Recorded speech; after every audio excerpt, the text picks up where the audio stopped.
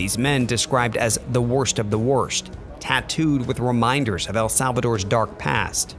It's tense and uncomfortable, but here, officials say comfort isn't meant to exist.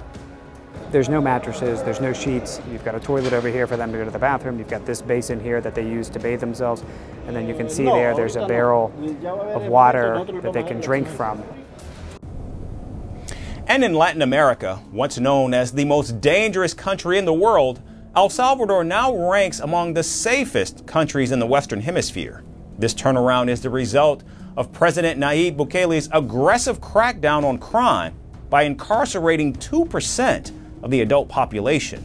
But critics fear this is a slide towards authoritarianism.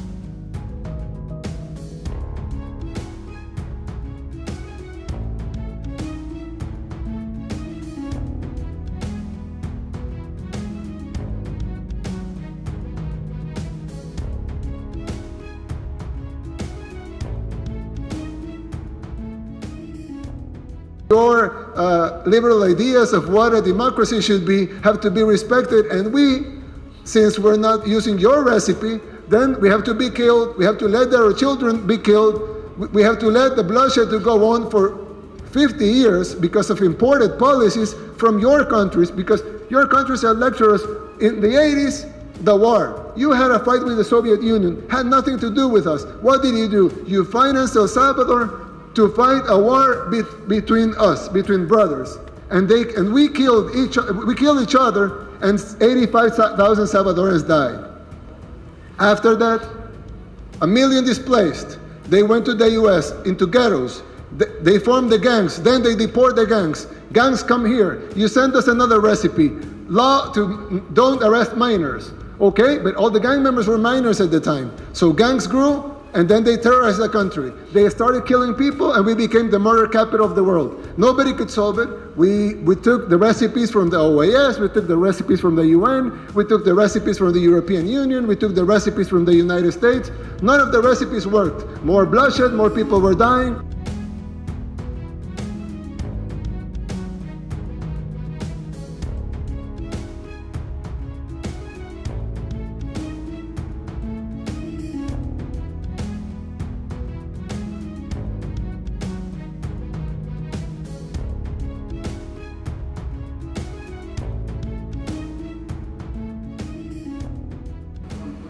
One point on that, of course, yes, though, is that 75,000 people in the space of a year isn't regularly arrested by police anywhere else in the world, and that this is a unique situation with unique powers given to the security forces to make arrests on site according to criteria deemed by them.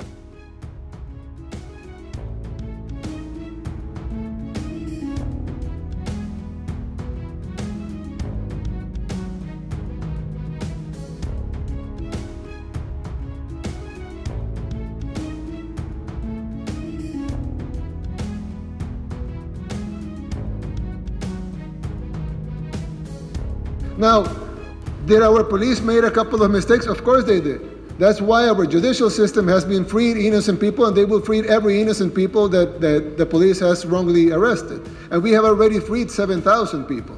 Now, I would assume that the criticism may come from a hypothetical country that doesn't have any arrest of innocents. But I'm sure that in the UK they do plenty of arrest of innocent people, and then they are proven innocent in court.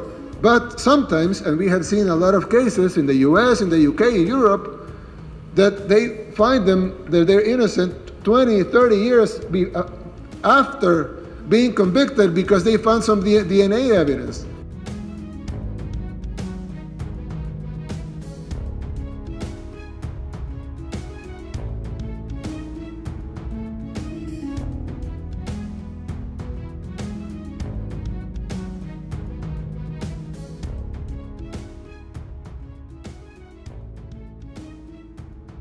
And now we're the safest country in the Western Hemisphere.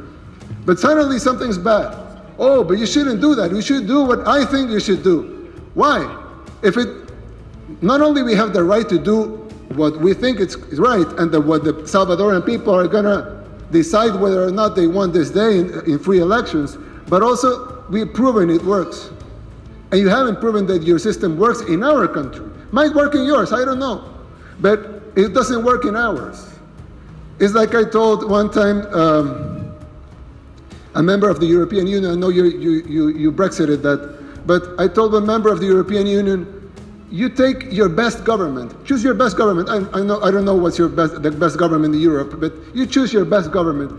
Same people, same talent, same experts, same will to do things the right way. You take your best government and you put him to govern Afghanistan and tell them, okay, you govern Afghanistan the same way you govern this European country.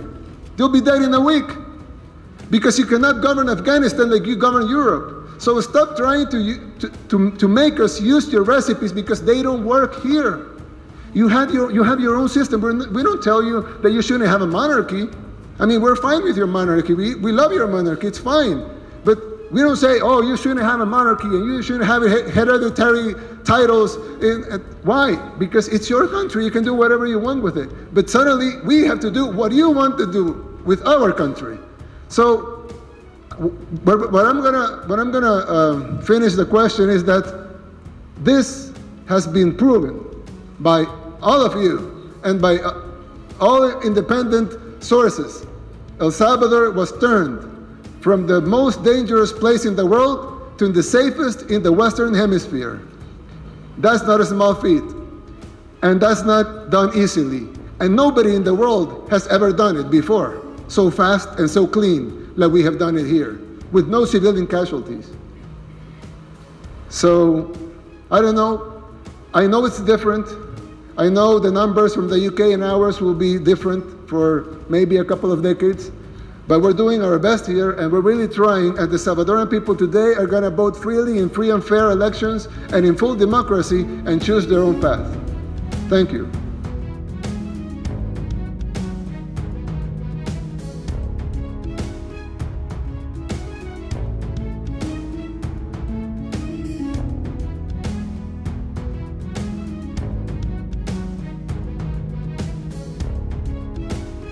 People are like waving, saying hi, like randomly. Multiple people have said, hey, welcome, enjoy the country. It's nice to be in a place where you can feel this hopefulness and excited energy and people seem relaxed. And nights like this were not really as possible as they are now, especially walking around with expensive cameras. Nadie había hecho esto de poner mano dura sobre las pandillas. Nadie. De lo que yo tengo uso de razón, que se han sentado y se han ido y se han sentado gobierno, nadie. Tenemos más libertad, más seguridad.